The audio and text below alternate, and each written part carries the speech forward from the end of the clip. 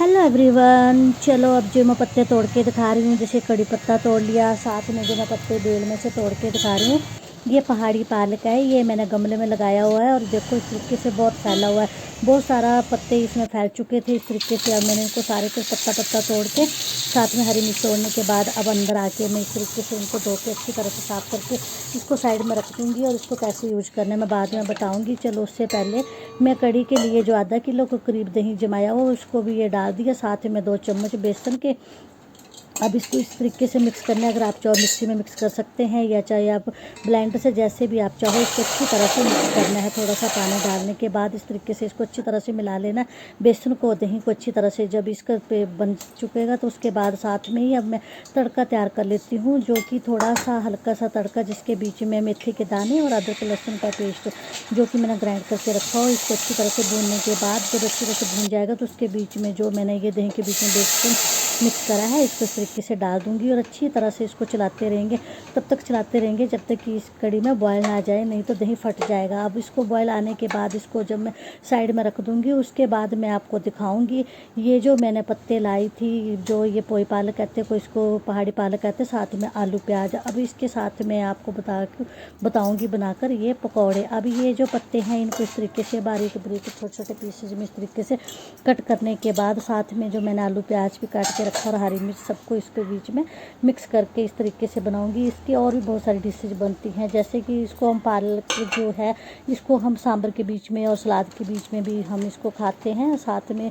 अब ये इसके पकौड़े और पतौड़े भी बहुत अच्छी तरह से बनते हैं इस तरीके से। अब इसके बीच में बेसन डालने के बाद अब टेस्ट के अकॉर्डिंग सारे के सारे नमक मिर्च मसाला हल्दी पाउडर धनिया पाउडर जो भी पकौड़ों के बीच में हमें जितना भी अच्छी तरह से, जैसे करारा या जिस तरह भी लाइट तरीके से भी हम पकौड़े पसंद करते हैं उस तरीके से हमें, तो इस तरीके से सारा मसाला मिक्स करने के बाद अब थोड़ा सा हल्का सा पानी इसके बीच में ऐड करके इस तरीके के इसका जो पेस्ट बना लेंगे, क्योंकि पालक में भी थोड़ा सा पानी होता है इसलिए पानी थोड़ा कम ही रखा जाता है।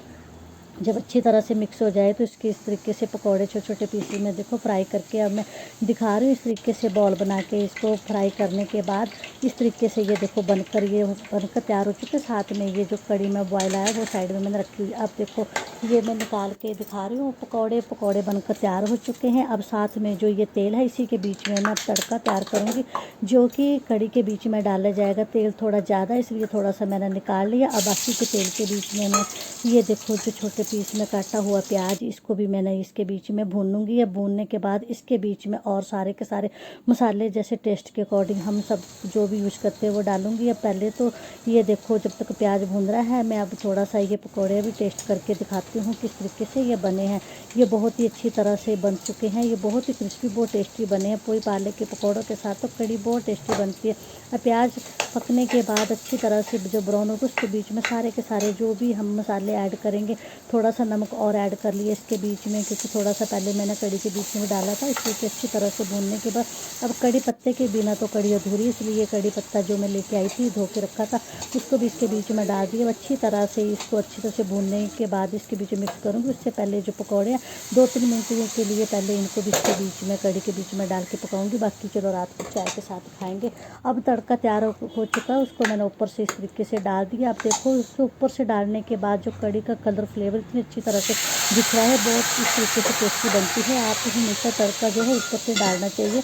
अब जो ये बच गया बीच में इसको भी अच्छी तरह से साफ़ करके इसके बीच में मिक्स करके उसके बाद फिर मैं चावल भी पका चुकी हूँ, उनको भी इसके साथ में आपको डाल के दिखाऊंगी। जब थाली लगाऊंगी तो दिखाऊंगी किस तरीके से ये जो पकौड़ों के साथ में अच्छी तरह से कड़ी मिक्स हो चुकी है। चलो ये देखो अब कड़ी बनकर तैयार हो चुकी है। अब मैं थाली तैयार करके लगाती हूँ। कितनी अच्छी तरह से इसके कड़ी पत्ता वगैरह सबको अच्छी तरह से फ्लेवर दिख रहा है। अब इस चलो चावल की थाली लगा दी साथ में। अब ये पकौड़े वाली कड़ी है देखो कितनी अच्छी तरह से बन चुकी, बहुत अच्छी तरह से मिक्स हो चुके पकौड़े और कड़ी और सारा का सारा मसाला, और इतनी अच्छी खुशबू आ रही है कि ये बहुत ही टेस्टी बनती है। जो ये